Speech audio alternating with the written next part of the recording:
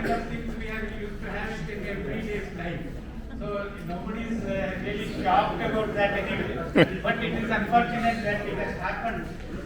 We have to wait for some time for the so-called politicians. They would not turn up. When luckily we have our own people, they could be able to come and Mr. Mitchell from NFL is the director on the board. He could be able to come and our Mr.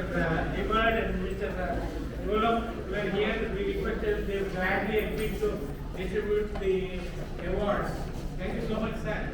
And Rajavi is also here, our national president, national vice president, secretary, all are here.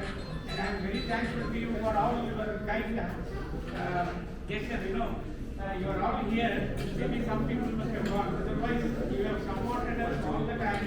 And I am requesting you kindly. There are two more left, maybe around 56 or 60 awards to be given to the same persons. Those who have got some award. I think they can find out from them and she will read out the list and they can go and collect that.